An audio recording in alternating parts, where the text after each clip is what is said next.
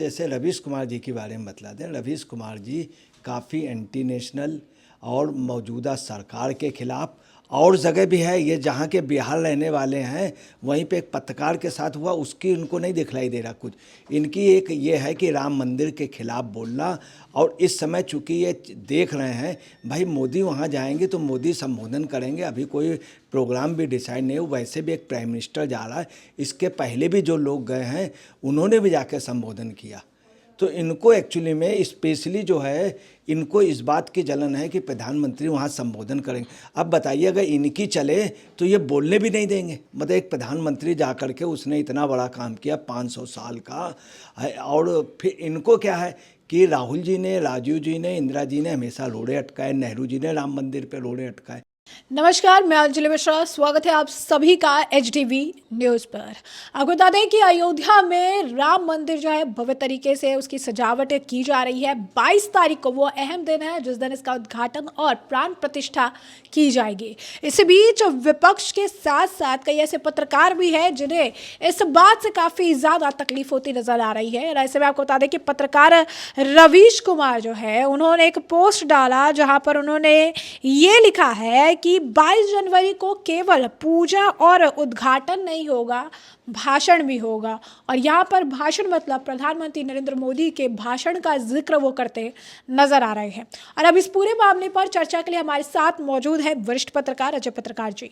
Sir, आपका स्वागत है हमारे चैनल में। एक तरफ भव्य राम मंदिर तैयार हो चुका है, प्रधानमंत्री नरेंद्र मोदी द्वारा जो है उद्घाटन किया जाएगा, प्राण प्रतिष्ठा की जाएगी, तो ऐसे में विपक्ष के पेट में दर्द हो रहा है। रवीश कुमार जिस तरीके से पोस्ट डाल रहे हैं, क्या कहेंगे आप? देखिए रवीश कुमार की आदत हो गई। देखिए आपको अफसोस की बात बतलाते हैं कि सबसे बड़ी बात है कि पत्रकारिता में और जर्नलिज्म में कुछ लोग ऐसे हो गए जो एंटी नेशनल और ख़ास तौर से जो देश की मेन भावना है उसके भी अगेंस्ट में जाना, और कुछ लोगों के जड़ खरीद गुलाम हो गए।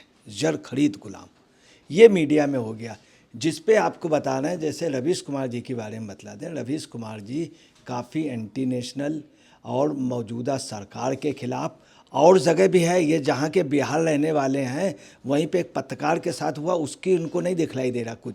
इनकी एक ये है कि राम मंदिर के खिलाफ बोलना। और इस समय चूंकि ये देख रहे हैं भाई मोदी वहाँ जाएंगे तो मोदी संबोधन करेंगे, अभी कोई प्रोग्राम भी डिसाइड नहीं हो, वैसे भी एक प्राइम मिनिस्टर जा रहा है। इसके पहले भी जो लोग गए हैं उन्होंने भी जाके संबोधन किया।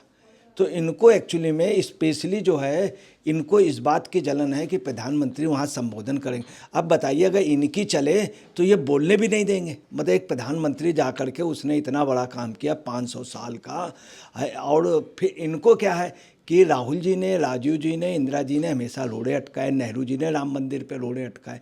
वही कांग्रेस के लोगों की आज आत्मा को शांति मिलेगी जब राम मंदिर का होगा। पंडित गोविंद बल्लभ पंत जिनके समय ये किया, वीर बहादुर को, तमाम लोगों को, नरसिंहा राव जी को, इन सब लोगों की आत्मा को शांति मिलेगी। कांग्रेस का कार्यकर्ता भी अंदर अंदर खुश है। ताजुब भी है कि बर्क जैसे लोग, शफीकुर रहमान बर्क जैसे लोग कह रहे हैं अगर हमको बुलाया गया तो हम जाएंगे।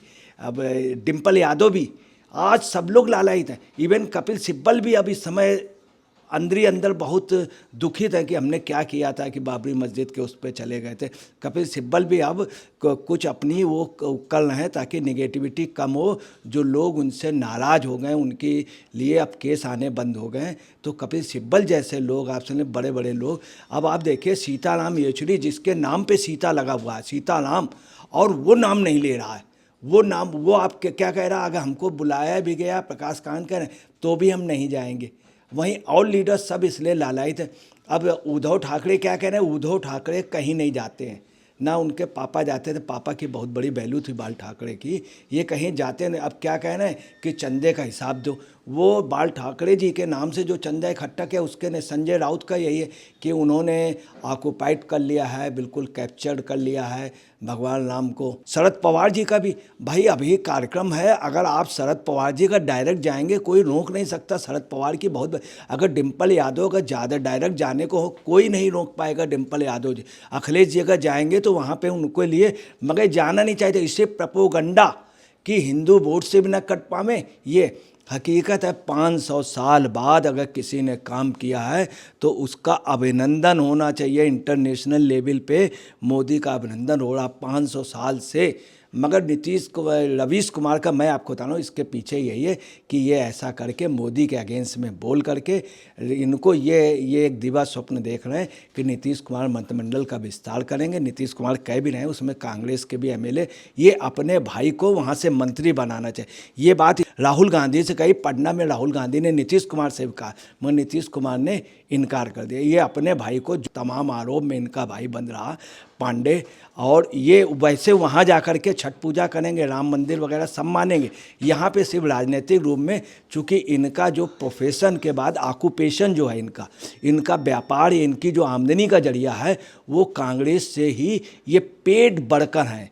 और ये सिर्फ एक पार्टी के लिए, कांग्रेस के लिए, और भी लोग हैं वहाँ पे, उनकी कभी इन्होंने बड़ाई की नहीं, बसपा की कभी बड़ाई नहीं की, कम्युनिस्टों का कभी नहीं, सिर्फ कांग्रेस के पेट बढ़कर हैं। अब देखिए क्या है, बड़े अफसोस की बात है, फॉरेन से सैम पित्रोदा क्या बोल रहा है कि राम राम और राम का वो नाम से पूरे इंटरनेशनल लेवल पे भारत की प्रोग्रेस रुक रही है, यहाँ रोजगार वगैरह ऐसा मुद्दे, इससे देश का बड़ा कमज़ोर हो रहा, देश का लोकतंत्र, राम के समय लोकतंत्र था, इतनी बड़ी डेमोक्रेसी थी कि सीता जी के लिए रामचंद्र जी ने छुप करके जा करके पता लगाते थे राज में क्या है हमारे खिलाफ, मतलब हमारे लिए क्या माहौल है, हम काम ठीक कर रहे हैं। तो उनको सीता जी के बारे में एक बात उन्होंने सुनी, तो सीता जी को अपने घर से वहाँ जा कर के बिठूर में छुड़वा दिया।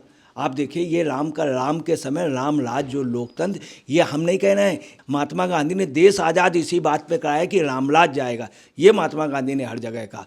और ये क्या कह रहे हैं, राम का नाम, और अमेरिका की बड़ाई कर रहे हैं, पाकिस्तान की, इजराइल की एक साथ तुलना कर रहे हैं सैम पित्रोदा। बड़ी ताज्जुब की बात, अगर सैम पित्रोदा में इतनी हिम्मत था, जहाँ अमेरिका परस्त हैं, तो वहाँ पर क्रिसमस में जो करोड़ों रुपये अरबों रुपये खर्च हो रहा, खैर हम किसी धर्म की बुराई नहीं कर रहे हैं, उसके लिए कहते हैं कि इतना बड़ा खर्च होता है, लोग इतना वो होते हैं कि वर्ल्ड इकोनॉमी पे कितना बड़ा वो आ जाता है, अगर वही पैसा डेवलपमेंट में लग जाए, लोगों के हेल्थ में, इतनी हिम्मत इनके अंदर नहीं है और किसी रिलीजन के नहीं, राम के लिए। और राम यहाँ के मेन वो, उसकी वजह यह है कि चूँकि कांग्रेस के हैं, देश से इनको प्यार नहीं है, इनको सिर्फ राहुल गांधी, राहुल के पापा राजीव गांधी और सोनिया जी, बस यहीं तक ही सीमित है, प्रियंका गांधी। इसके अलावा कुछ कांग्रेस के और नेताओं से इनको कभी कुछ ने, नरसिंगा राव ने इकोनॉमी में कुछ काम किया था, उसके लिए इनको नहीं।